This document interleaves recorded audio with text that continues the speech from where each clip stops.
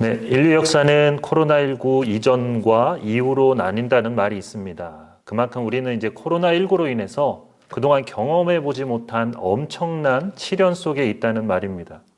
이로 인해 우리 삶의 거의 모든 부분에서 정상적인 일상생활이 불가능하게 되었습니다. 뿐만 아니라 우리의 신앙생활도 큰 영향을 받고 있죠. 얼마나 큰 영향을 받고 있냐면 전에는 이제 주일 아침에 일어나면 씻고 교회 가서 하나님께 예배를 드리는 게 너무나 당연했는데 이제는 더 이상 그게 당연한 일이 아니게 되었습니다. 요즘 우리에게는 주일 아침에 일어나서 TV 앞에 앉아서 또는 컴퓨터나 태블릿 PC 앞에 앉아서 예배를 드리는 게 많이 익숙해졌습니다. 이처럼 코로나19로 인해 비대면, 영어로는 이제 언택트라고 하는데 이런 신조어가 생겨났고 또 하나의 이제 새로운 트렌드로 자리 잡아가고 있습니다. 그러니까 전에는 재택근무나 온라인 수업이 아예 없지는 않았지만 사실 있으나 마나했죠. 하지만 이제는 재택근무나 온라인 수업 같은 언택트가 하나의 새로운 기준으로 이렇게 자리를 잡아가고 있습니다. 그리고 이런 부분에 있어서 교회도 예외는 아닙니다. 우리 역시 그동안에는 심지어 올해 1월과 2월까지만 해도 우리가 별로 생각지도 않았던 온라인 예배라든가 인터넷을 통한 실시간 예배 그런 것들을 우리가 1월과 2월까지만 해도 별로 생각해 보지 않았었는데 그런 것들을 우리가 지난 몇 달 동안 계속 해오고 있습니다. 그리고 대부분의 학자들이 하는 말이 앞으로 백신이 개발되고 모두에게 다 보급이 돼서 이 코로나19가 종식이 되더라도 이런 현상은 계속될 거라는 게 이제 학자들의 주장입니다. 이처럼 만남이 어려운 상황이 되자 우리들의 마음에 교회에 대한 생각 그리고 예배에 대한 생각들이 점차 이렇게 변해가고 있습니다. 특히 코로나19 확진자가 교회에서 이제 다수 발생함에 따라 교회와 예배에 대한 세상 사람들의 비판이 쏟아지기도 했습니다. 그러면서 신앙인들 역시 교회와 예배에 대한 고민과 회의감이 들기도 했습니다. 뿐만 아니라 우리가 가지고 있는 걱정거리는 이제 이런 거죠. 이 코로나가 종식이 되어도 온라인 예배의 그 편의성에 익숙해진 우리 성도님들이 온라인 크리스천에 머물 수 있다는 그런 걱정입니다. 또한 각 교회 온라인 예배를 인터넷 서핑을 하듯이 하나씩 찾아다니며 입맛에 맞는 예배를 드리는 그래서 어찌 보면 예배가 쇼핑이 되어버릴 것 같은 그런 걱정스러운 말도 있습니다. 따라서 이런 고민과 함께 우리가 교회란 무엇이며 예배는 왜 드려야 하는가에 대한 근본적인 질문을 통해서 신앙의 본질을 우리가 다시 세워가고 우리가 먼저 올바른 교인, 올바른 예배자로 서는 것과 또 이것을 우리 다음 세대에게 바르게 가르치고 전하는 것이 더 중요해졌습니다.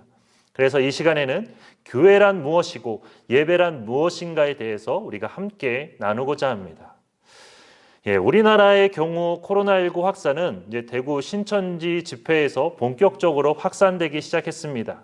그러면서 이걸 통해 이제 잘못된 신앙을 가진 이단이 사회에 얼마나 큰 문제가 되는가를 다시 한번 사회에 보여주기도 했습니다. 그런데 문제는 일반 사람들에게 있어서는 신천지 교회나 일반 교회나 다 같은 교회로 인식이 된다는 거죠. 그래서 일반 교회까지 싸잡아서 비난을 당했습니다.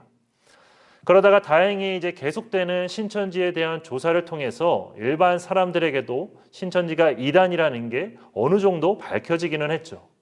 하지만 안타깝게도 그 이후에는 일반 교회에서도 확진자가 다수 발생하면서 교회가 또다시 사회적 지탄의 대상이 되었습니다. 그러면서 교회의 무용론을 넘어서 교회가 이제 사회의 악이라는 그런 말까지 나오기 시작했습니다. 교회 학교 학생들 중에는 창피해서 학교에서 친구들에게 교회 다닌다는 말을 못하는 그런 학생들도 있다고 말합니다. 게다가 대면 예배가 금지되면서 미자립 교회들은 월세를 감당하지 못해 교회 문을 닫는 일도 벌어지고 있습니다. 이처럼 교회 무용론과 교회의 폐쇄의 위기 앞에서 과연 교회의 본질이 무엇인지, 교회가 왜 존재해야 하는지를 우리가 다시 생각해 보지 않을 수 없습니다. 그렇다면 교회는 왜 존재해야 하는 걸까요? 스탠리 하우어와스는 교회가 세상에 필요한 이유를 이렇게 설명합니다. 교회가 없이는 세상이 자기가 누구인지를 알 수 없기에 세상은 교회를 필요로 한다. 이 세상 속에 구원이 이루어지고 있음을 세상이 아는 방법은 교회가 구원받은 백성이 되어 구주를 나타내 보이는 길뿐이다. 세상은 파괴되고 타락한 상태에 있으며 또한 구원을 받을 필요가 있다는 사실을 이 세상이 아는 방법은 교회가 세상을 도와서 세상이 제공하는 것과는 전혀 다른 것을 맛보도록 해주는 것이다. 이처럼 교회가 세상에 존재하는 목적은 바로 세상을 구원으로 인도하기 위해서입니다. 그런데 우리는 교회라고 하면 주로 이제 건물을 생각하지만 교회의 본질은 건물이 아니라 바로 모임입니다. 어떤 모임이냐면 고린도전서 1장 2절 말씀, 고린도에 있는 하나님의 교회 곧 그리스도 예수 안에서 거룩하여지고 성도로 부르심을 받은 자들과 또 각처에서 우리 주 곧 그들과 우리의 주 되신 예수 그리스도의 이름을 부르는 모든 자들에게 라는 이 말씀처럼 교회의 본질은 바로 성도들의 모임 그리고 생명의 나눔 공동체입니다.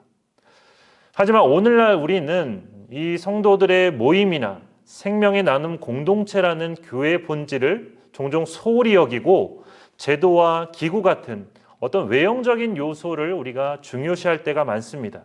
그러면서 교회의 가치를 비본질적인 요소에 한정시킬 때가 많습니다. 그래서 교회의 크기라든가 성도들의 숫자 또 헌금의 규모로 교회의 등급을 매기는 경우가 많습니다. 하지만 이건 예수님이 말씀하신 교회의 모습과는 전혀 다릅니다. 진정한 교회의 본질을 회복하려면 생명의 교제를 나누는 공동체를 우리가 이루어야 합니다. 2세기와 3세기에도 두 번에 걸친 전 세계적인 팬데믹이 있었습니다.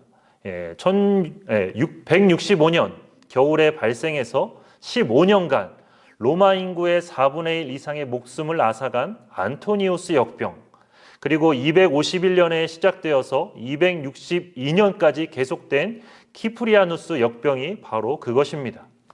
당시 지식인들과 다른 종교 지도자들은 이런 재앙이 던진 시대적 질문 앞에 어느 누구도 답을 주지 못했습니다. 하지만 교회는 팬데믹이 던진 시대적 질문에 대답할 뿐만 아니라 감염된 그 환자들을 헌신적으로 돌보면서 그리스도의 사랑을 세상에 보여주었습니다.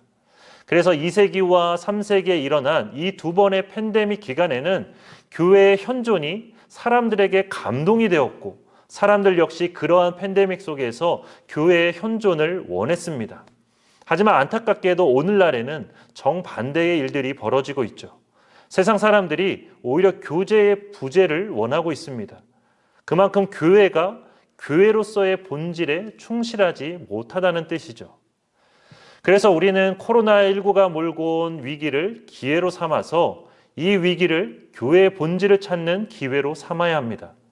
앞으로는 교회에 대한 소속감보다는 그리스도인으로서의 비전, 가치 혹은 정체성이 더 강조되어야 합니다.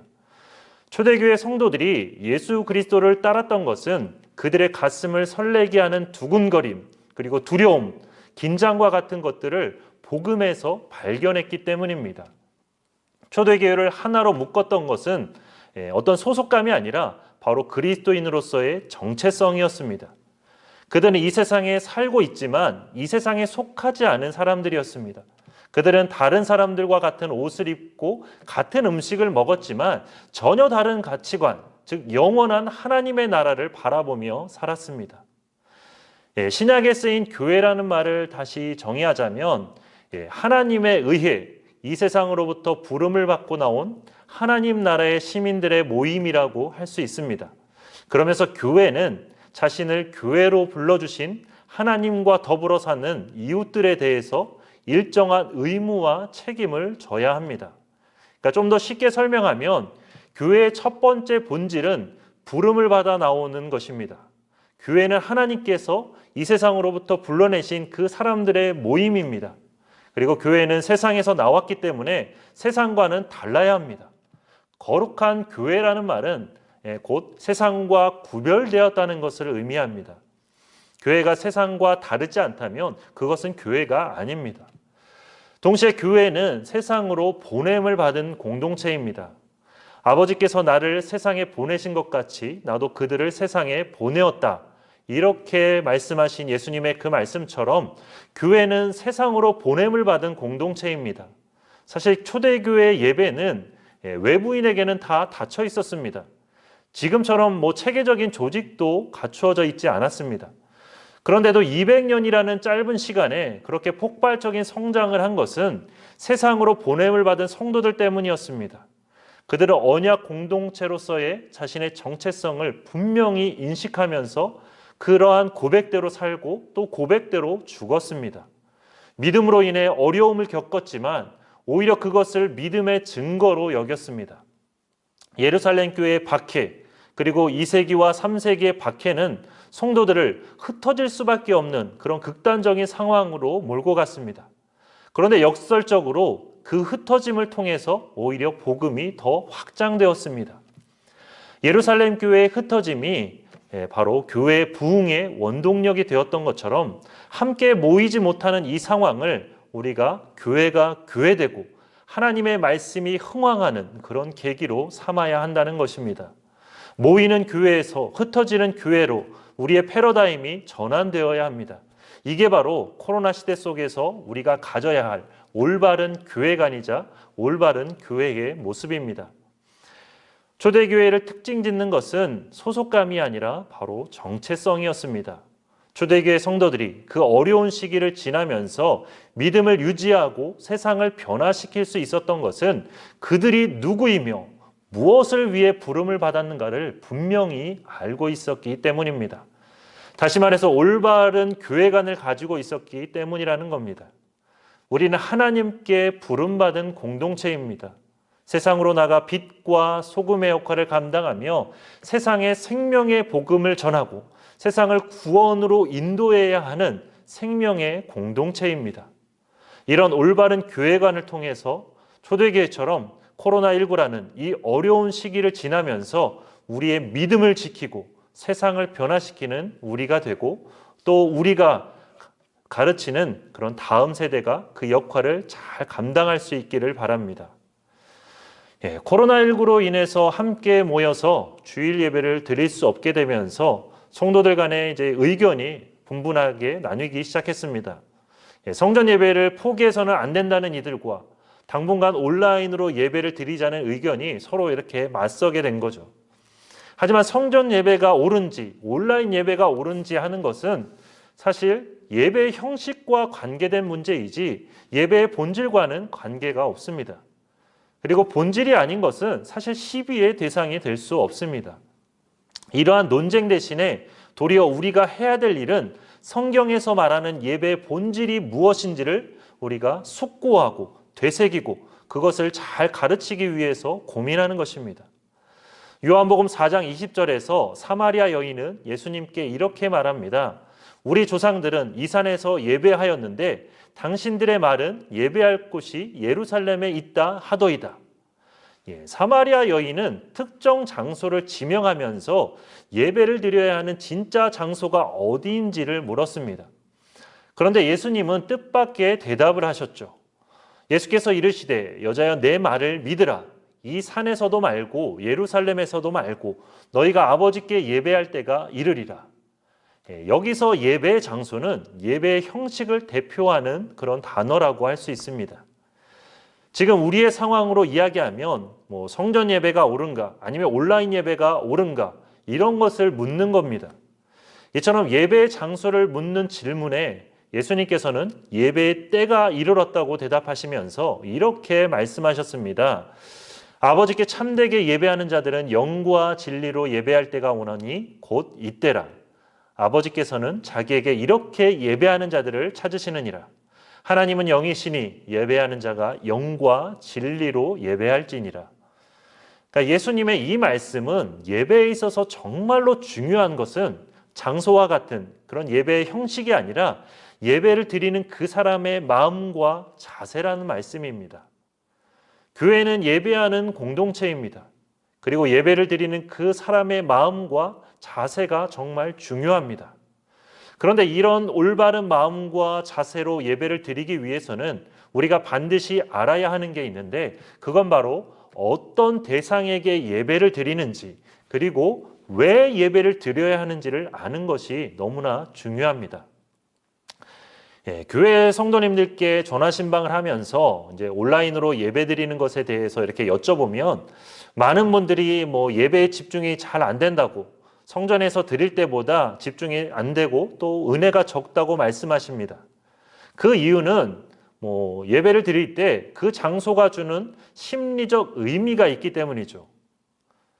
그래서 집은 사실 뭐 사적인 장소입니다. 그래서 가장 편안함을 느끼는 장소죠. 반면에 교회는 영적인 장소입니다. 그래서 가장 거룩함을 느끼는 장소입니다. 그렇기 때문에 가정에서 드리는 예배를 뭐 성전에서 드리는 예배처럼 드린다는 건 사실 어려움이 있는 게 사실입니다. 하지만 우리의 예배가 나태해지는 더 근본적인 이유는 사실 이런 게 아닙니다. 만약 그렇다면 성전에서 드리는 예배는 다 정성을 다해서 드리는 그런 예배여야 하는데 그렇지 않은 경우가 많죠. 그렇다면 더 근본적인 이유는 뭘까요? 그건 바로 예배에 대한 우리의 잘못된 인식 때문입니다. 코로나 사태로 인해서 교회 예배가 논란의 대상이 되면서 예배에 대한 많은 이제 기사들이 나왔는데 그 기사들을 보면 하나같이 예배를 본다라고 이렇게 표현이 되어 있습니다. 하지만 예배는 보는 게 아니죠. 예배는 하나님께 드리는 겁니다. 그런데 세상 사람들은 본다고 생각을 합니다. 그래서 예배를 안 보면 되는 거 아니냐, 이런 때에 예배를 꼭 봐야 되냐, 이렇게 말을 합니다. 이처럼 세상 사람들은 예배를 마치 영화나 연극을 보는 것처럼 생각합니다. 하지만 예배는 보는 게 아니라 하나님께 드리는 겁니다. 그렇게 하나님께 드리는 게 바로 이 예배입니다. 그런데 예배를 본다고 말하면 결국 그 예배의 대상과 목적은 바로 자기 자신이 되는 거죠. 그래서 영화나 연극을 본 후에 그 영화나 연극이 자신에게 재미가 있었는지 또 배우가 연기를 잘했는지 그렇게 평가하는 것처럼 예배에 대해 뭐 은혜를 받았네 못 받았네 하면서 이러쿵저러쿵 평가를 하게 되는 겁니다. 하지만 예배는 하나님께 드리는 겁니다. 바로 하나님이 예배의 대상이신 거죠. 때문에 은혜를 받고 못 받고는 둘째의 문제이고 더 중요한 건 내 자신이 정성껏 하나님께 예배를 드렸는가 하는 것이 가장 중요합니다. 구약시대 때는 하나님께 우리가 제사를 드렸죠. 소나 양, 비둘기 등을 제물로 하나님께 제사를 드렸습니다. 마찬가지로 예배도 하나님께 드리는 겁니다. 기독교 예배는 천주교 미사와는 좀 다르게 이제 말씀 중심이죠. 그래서 말씀을 이제 강조하다 보니까 예배를 드리는 게 아니라 마치 말씀을 받는 것으로만 착각하는 경우가 많습니다. 그래서 은혜를 받았네, 못 받았네 하면서 예배를 평가하는 경우가 많죠. 하지만 그건 잘못된 예배입니다. 게다가 요즘에는 우리가 온라인 예배가 길어지면서 TV나 컴퓨터, 핸드폰 등을 통해서 영상으로 이렇게 예배를 드리다 보니 예배를 본다는 이미지가 더 커지기도 했습니다. 하지만 분명히 알아야 할 것은 예배는 보는 게 아니라 드리는 거고 그것도 바로 전능하신 하나님께 드리는 게 바로 예배입니다. 그렇다면 이런 예배를 왜 우리가 하나님께 드려야 하는 걸까요? 예전에 이제 교육전도사로 소년부를 맡았을 때 아이들에게 같은 질문을 했습니다. 그러자 아이들이 하나님을 만나러요. 하나님을 찬양하려고요. 하나님께 기도하기 위해서요. 하나님의 말씀을 듣기 위해서요. 주로 이런 대답을 이제 많이 했습니다. 물론 틀린 대답은 아니지만 정확한 대답도 아닙니다. 우리가 하나님께 예배를 드려야 하는 이유는 사실 너무 많지만 그 중에서 가장 중요한 세 가지 이유는 다음과 같습니다. 첫 번째 이유는 하나님께서 우리를 창조하셨기 때문입니다. 이사야 43장 21절 말씀입니다. 이 백성은 내가 나를 위하여 지었나니 나를 찬송하게 하려 함이니라. 그리고 한국 장로교 출판사에서 나온 세례 문답집을 보면 사람의 제일 되는 목적은 무엇이냐는 그런 질문이 있는데 이 질문의 답이 이렇게 적혀 있습니다. 사람의 제일 되는 목적은 하나님을 영화롭게 하고 영원토록 하나님을 즐거워하는 것입니다. 결국 우리 삶의 가장 중요한 목적은 하나님을 찬양하고 하나님을 영화롭게 하는 것, 즉 하나님께 예배를 드리는 게 우리 삶의 가장 중요한 목적이라는 뜻입니다. 하나님은 이걸 위해서 우리를 지으셨습니다. 어떤 물건이든 만든 목적에 맞게 사용하는 것이 가장 중요하죠. 냉장고 문을 열면 참 시원합니다. 그런데 시원하다고 해서 여름에 에어컨 대신에 냉장고를 사용하는 사람은 없죠. 그렇게 하면 오히려 냉장고만 망가질 뿐입니다.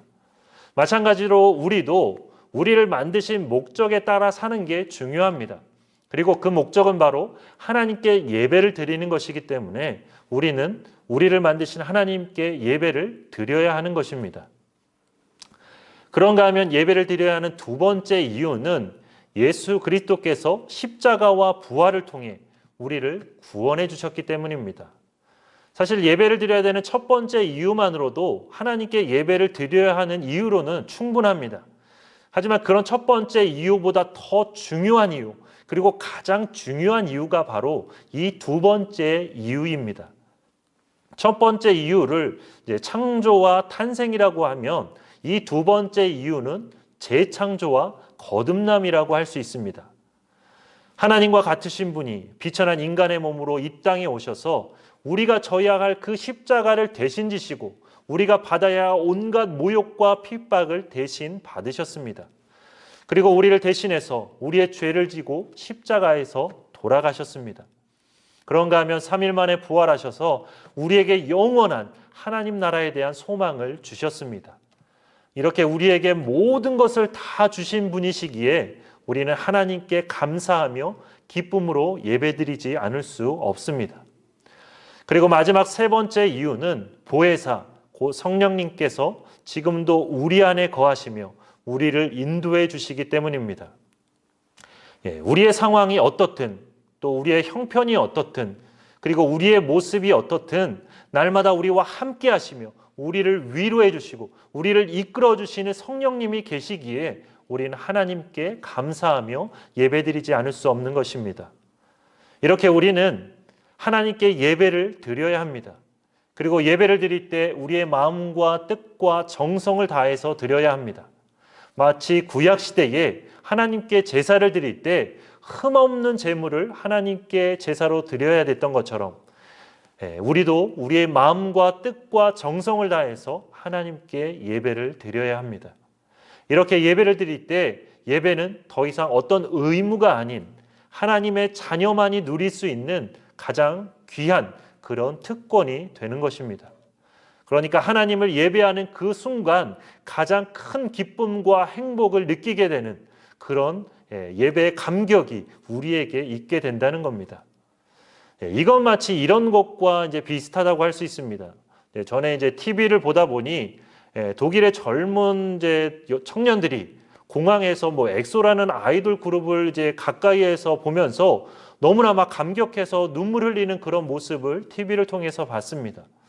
그런가 하면 미국인 부모님들이 자녀들의 생일 선물로 BTS 콘서트 티켓을 이렇게 줬는데 그걸 받은 그 자녀들이 막 눈물을 흘리면서 너무너무 기뻐하는 모습을 보기도 했습니다. 어르신들은 또 어른들은 잘 이해가 안 되실 수도 있겠지만 어쨌든 그 아이들에게 있어서는 좋아하는 그 아이돌을 보는 그 순간이 눈물을 흘릴 정도의 기쁨과 감격의 순간이었던 거죠. 그런 것처럼 우리 역시 하나님께 예배드리는 그 시간이 우리에게 있어서 가장 큰 기쁨과 행복의 순간이 된다는 것입니다. 이게 바로 하나님의 자녀들만이 누릴 수 있는 특권입니다. 그리고 그 특권은 우리가 하나님께 정성을 다해 예배를 드릴 때만 누릴 수 있는 특권이기도 합니다. 이처럼 예배는 보는 게 아니라 드리는 것입니다. 우리를 너무나 사랑하시는 하나님, 우리를 위해 모든 것을 다 내어주신 하나님, 그래서 우리가 가장 사랑해야 할 하나님께 마땅히 드려야 하는 게 예배입니다. 예배는 보는 게 아니라 하나님께 드린다는 사실, 우리가 이것만 기억해도 예배에 임하는 우리의 자세가 많이 달라질 것입니다. 우리가 또 한 가지 반드시 기억해야 할 것은 하나님께서 원하시는 예배는 예배 시간에만 드리는 예배가 아니라는 사실입니다. 로마서 12장 1절 말씀입니다. 그러므로 형제들아, 내가 하나님의 모든 자비하심으로 너희를 권하노니 너희 몸을 하나님이 기뻐하시는 거룩한 산 제물로 드리라. 이는 너희가 드릴 영적 예배니라. 이 말씀처럼 하나님이 기뻐하시는 예배는 거룩한 산 제물로 드려지는 예배, 바로 삶으로 이어지는 예배입니다. 초대교회 성도들은 예수님을 믿는다는 이유만으로 많은 여러 어려움을 당했습니다. 그 믿음 때문에 자신이 가진 모든 것, 심지어는 목숨까지 잃었습니다. 그런데 참 아이러니하게도 이런 오해와 박해 속에서 초대교회는 오히려 로마 전역에 뻗어나가며 더 부흥했습니다. 그래서 주 100년에는 2만 5천 명 정도였던 그리스도인이 주 310년경에는 2천만 명이나 됐을 정도로 부흥하게 되었습니다. 그럼 어떻게 이렇게 되었을까요? 주 200년경에 북아프리카에 살던 한 그리스도인이 이런 고백을 했습니다. 우리의 숫자가 날마다 증가하고 있습니다. 우리는 위대한 설교를 하는 것이 아니라 위대한 삶을 살아내고 있습니다. 신앙으로 어려움을 당하고 있지만 우리가 추구하는 그 가치가 너무 귀해서 우리를 인내하게 만듭니다. 결국 예배가 삶으로 이어진 겁니다. 그래서 그들은 세상 속에서 믿음으로 살았습니다. 사회 문화적으로 영향력이 미미했던 사람들이 오히려 거대한 세상을 변화시킨 것입니다. 이런 걸 보면 우리가 걱정하고 고민해야 되는 것은 성도들이 그리고 우리의 아이들이 교회에 오지 않는 게 아니라 그동안 올바른 예배자의 자세를 우리가 가르치지 못한 것들, 그런 것들을 우리가 반성하며 앞으로 그것을 해결하기 위해 우리가 무엇을 어떻게 해야 되는가, 그것을 고민하고 노력하는 것이 바로 우리가 해야 될 일입니다. 이 코로나 사태로 인해 한국교회에 그리고 우리 천안중앙교회에 앞으로 많은 변화가 있을 텐데 부디 그 변화가 교회와 예배의 본질을 해치는 변화가 아니라 오히려 교회가 교회되는 기회요, 또 온전한 예배가 드려지는 그런 계기가 되기를 바랍니다. 그래서 한국교회와 우리 천안중앙교회가 세상을 구원의 길로 인도하는 진정한 생명 나눔의 공동체가 되기를 바라고, 또 우리의 예배가 그리고 우리 다음 세대의 예배가 그 목적과 이유에 맞게 하나님께 아름답게 드려지는 그런 예배가 되기를 바랍니다. 그래서 이 아름답고 귀한 일에 먼저 앞장서는 우리 천안중앙교회 교회학교 선생님들이 되시기를 바랍니다. 함께 기도하겠습니다. 사랑의 하나님, 코로나19로 인해서 너무나 많은 것들이 변했습니다. 하나님, 과연 이 사태가 끝난 이후에 우리가 이전의 삶으로 다시 돌아갈 수 있을지 걱정이 되고 염려가 되기도 합니다. 하지만 주님, 이것을 계기로 우리가 다시 한번 신앙의 본질을 회복할 수 있도록 인도하여 주시옵소서. 교회가 왜 이 세상에 존재해야 되는지, 우리가 왜 하나님께 예배를 드려야 하는지를 다시 한번 깨닫고 교회를 교회답게 만들어가며 또 우리의 예배가 하나님께 더욱더 정성껏 드려지는 예배가 되는 그런 계기가 될 수 있도록 인도하여 주시옵소서.